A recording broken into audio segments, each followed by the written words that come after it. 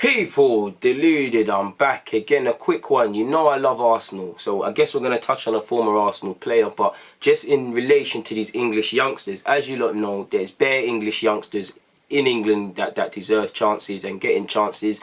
You know, everybody, you know, Jadon Sancho's the flag bearer. It doesn't always happen when players go abroad, but there's a bunch of players going abroad, developing themselves and bettering themselves and gaining new experiences. You know, there's many examples, and I really like to see the English lads doing that.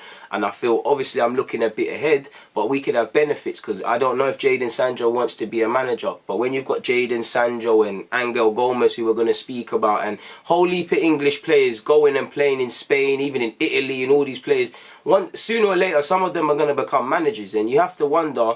Obviously, Spanish players, this ain't the best example, but Spanish players play a lot in Spain. But how much did Pep Guardiola learn, you know, through his spell in Italy? Or, you know, a lot of the Brazilian and South American managers and stuff like that, when they have playing careers, they move around everywhere. How much have they learned from every country? Because let's just say I played in Italy, Spain and England. In Spain, I'm going to learn possession-based football to a different level and certain things.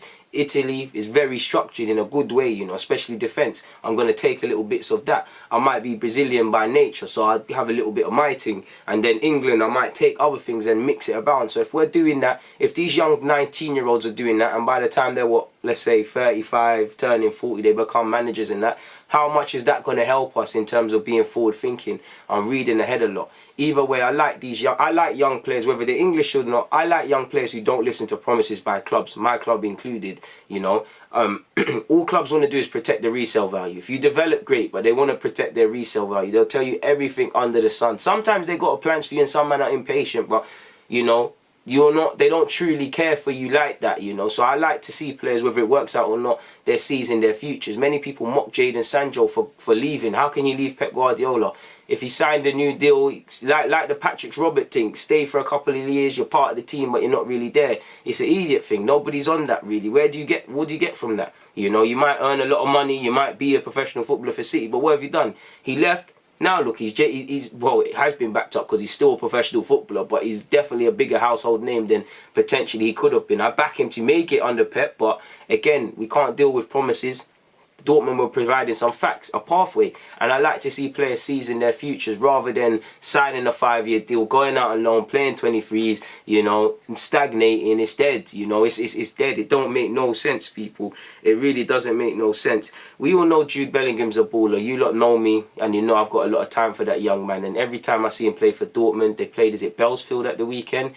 Very good. He plays with a lot of maturity, draws fouls, very strong, great passing range, lovely engine, very dynamic. You know, someone that will be playing in the Prem in a couple of years, and Dortmund will make a lot of money on that. Hopefully he comes to Arsenal. You'd probably say he wouldn't, because the other big boys would be looking at him.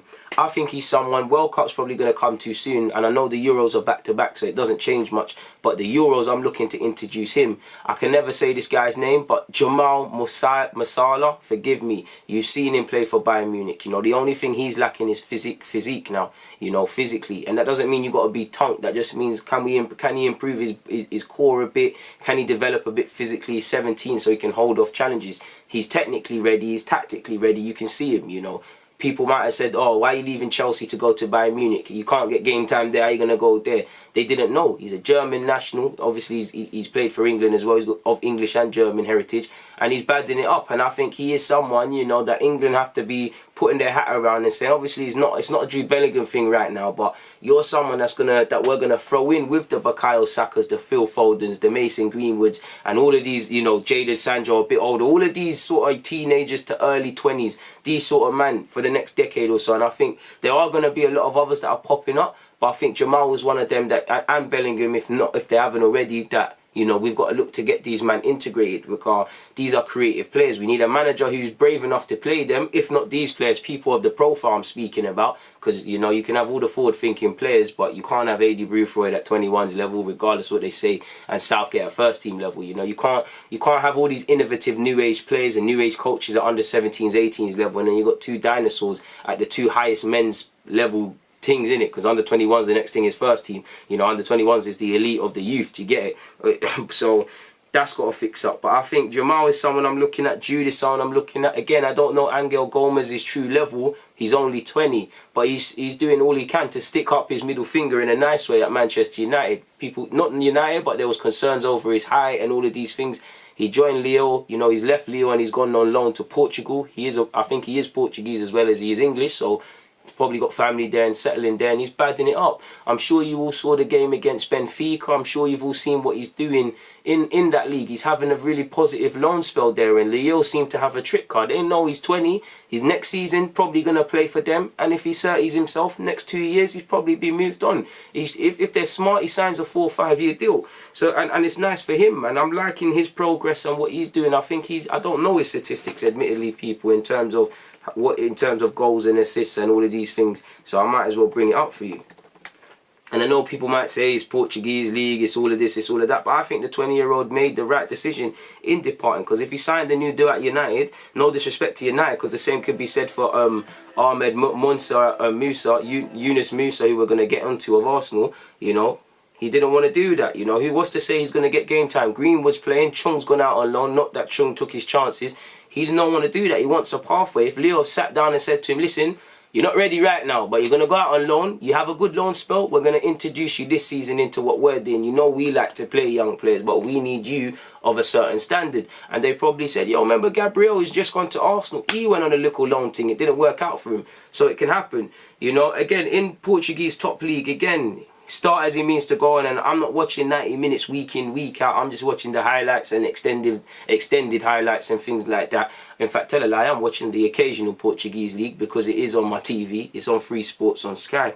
So when they do play it, I do watch a couple. That's why I found out about that young Benfica fullback. I forgot his name, but I've got him written down somewhere. In the Portuguese league, he's made 4 appearances, got 2 goals and 4 assists. And for me, he played very well against Benfica. You know, he can play a couple of positions. He can do a thing like sort of wide left row. He can play as a cam, probably where he's more at home. Can play behind that like he's done for England. He can play further forward. And again, obviously, as he gets older, it's time to, you know, become a specialist and certify yourself. And he's only 20, so there's a long way to go. But he's done all right, man. I think he was a bit anonymous against Porto, but he's done all right for himself, man. You know, he made 10 appearances for Manchester United over his time there within the first team. He's made 4 appearances already on loan. So again, the maths doesn't lie. With you know, and again, if you was to look at it, you've got Bruno now, you've got Van der Beek. Pogba's obviously not exactly his role, but these are creative players, you would say, or players United expect to be the creative difference. What's to say he's going to get game time? Now, you have to back yourself, especially at a club like United, to play, and I think he did, but you know, you just got to do the maths. Are you honestly being counted on? Are you honestly playing? So you kept it moving, and he's someone I want England, if they're not already, which I can't imagine, to be looking at. I don't know if he's been called into England's under-21s setup, but you could imagine if he continues, this might be a thing. And lastly, the one that pains my heart, Valencia current winger, but by trade central midfielder, Yunus Musah. You know, he left Arsenal. As a schoolboy, him and Miguel Aziz playing consistent under-18s football. Offered him a scholar, he moved on for whatever reason. I can't fault the lad because he's gone to Valencia and he's done quite well. You know, Valencia they've had Ferran Torres, they've got one young lad called Condradi or something like that, French lad, very good baller, fuzzy hair. I think Yunus's move was backed up because at the end of the day, yeah, you can say Saka is playing, and I think Musah is of that ilk. He actually would have been doing the Saka thing for Arsenal, but who's to say that was going to happen? Out of him and Miguel Aziz, I think he was the one I wanted to keep more. He's the better baller for me and take nothing away from Aziz. He's got it all, people. He's going to be a central midfielder. Right now he's playing on the right wing. You all saw his finish. I don't even know who they played, but you all saw his finish for Valencia, the pace he's got, the aggression in it to finish. That is a lovely moment for him. He's developing, and if you look at him with the maths again, his move has been backed up because he didn't play straight away. There was a pathway. Even when he joined Valencia, he was, you know, he had to take time, and then he was playing for their second string side against grown men in whatever division they're in. So it's backed up. He's contracted until 2022 and he's 17, so you'd imagine when a man turns 18, he turns 18 in November, they'll tie him down and he'll, you know, being 18, you can probably sign a lengthier term. He's made 7 appearances in La Liga, so his move's been backed up. 7 appearances, 1 goal, you know. And he's going to keep getting better and better and better and better. And he's been starting for them in the last recent games, people. Like I said, against Getafe is where he bagged. He played against Elche. Played against Villarreal. You know, he's played significantly this season. He's been on the bench as well. So the move's backed up. You know, he's 17 turning 18. This was the right move. And, you know, I think he's one of the youngest scorers in Valencia history. Probably the youngest English scorer for Valencia. And I love to see his progress. He's a player I love. He can carry a ball. Like you saw for that goal, he can carry a ball, but he can do that from wide areas. He is quick. He is strong. He is good in tight spaces. He has got a passing range.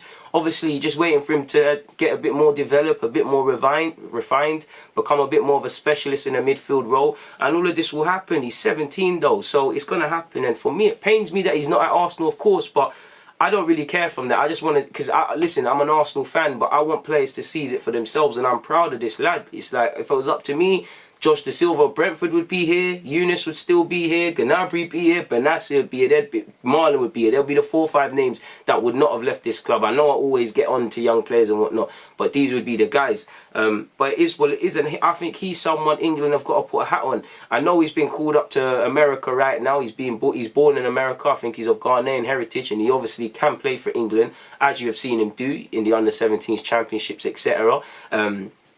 So it's a tug of war. You know, I don't begrudge him for accepting the USA call. It's like if they called up Balogun. If I was Balogun, I'll accept it. He's going to play in a friendly, so he's going to be eligible to turn his back, for want of a better word, on America. Why not? England are not going to call you up. Are England calling him up into under-21s? I hope they should. Are they calling him and Jamal Musiala, like I said, up into England's under-21s? Because that's what I should be seeing. You shouldn't, not that he doesn't want to play. Under-19s is dead. He's left that level now. It's like, man, need to be in the under-21s. You know, why am I going to wait? America's given me that opportunity. Why not take it? It's a fantastic and unique opportunity to be involved in a country set up to be called up to national team level. Who knows? He's technically born in America, and I know he's lived in Italy and all of these things. So how American does he see himself? I don't know if his family was on holiday and, you know, he was born there. I don't know if his family lived there and moved. All I know is he's born in America, he's lived in Italy at a point, he's lived in England, and now he's lived in Valencia. And it shows the adaptability of this young lad already, people. And like The Athletic said, he's accepted the call for the upcoming camp with the USA men's national team. He will now be included in the USA team that is to play Wales in a friendly in Swansea. Because Musah has not appeared for England in an official FIFA competition at first team level, his inclusion with the US would not require a one-time switch, nor would an appearance cap tie Musah to the US, as November's game is just a friendly again. So it's just a friendly, just get called up and play. If it was an official game, then I guess he'd have more of a decision to make. And like I said, I don't know his thoughts, his feelings, what he wants to do, but for me, these are players that England have to have on the radar, because they're in the near to distant future, they're going to be ballers, people. You know, they are ballers already, but you know what I mean. Like, Musah is going to be linked with moves abroad back to England. I say moves abroad back to England. I think he's going to have a terrific future. How far these men go is down to them. I'm not here to say they're going to win Ballon d'Or, they're going to be world class, going to do this and that. That's down to them and God. What I know is they've got the potential. What I know is these are young players, and what I know is that I'm proud to see these guys, not that I know them, progressing week in, week out. Musah is getting better week in, week out. Jamal of Munich, when he plays, getting better week in and week out. Jude Bellingham looks more like an experienced pro in that Dortmund setup week in, week out. Gomes getting more confident week in, week out. And this is what you want to see, people. What I see from these people are people that seize their futures. Jude Bellingham probably could have left Birmingham before he even made all them championship appearances. That was stupid. Stayed at Birmingham because it was his best interest. Waited for the right club in Dortmund. Going to make however many appearances for Dortmund and play in the Champions League and then move on.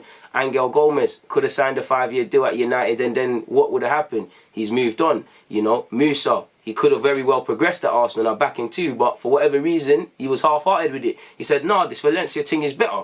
Been backed up. You know, it's not always going to work out for these players that get up and go, but what I like is that they're seizing their futures. In a flip where if this didn't work out for none of them, I'd still support them, because they've made these choices because of them. They're not listening to words. Obviously, they've got advisors, but they're not letting clubs twist their ear and fall to these fake promises. A promise is a comfort to a fool, when too many young players fall victim of clubs giving them these promises and whatnot. Show me. You know, I don't think I deserve to be given any, like, handed any opportunities, but show me there's a pathway. Show me this is more than just words, and these players will commit, and I love to see it. You know, all our academies in England are going to keep losing players. It's going to happen. It is a thing. You know, we're battling a losing battle, but it's a thing where can we win the war? And, you know, we're going to lose battles. We've lost the battle with Musah, so we've won it with Saka and other players. Miguel Aziz hopefully progresses to first team level, you know.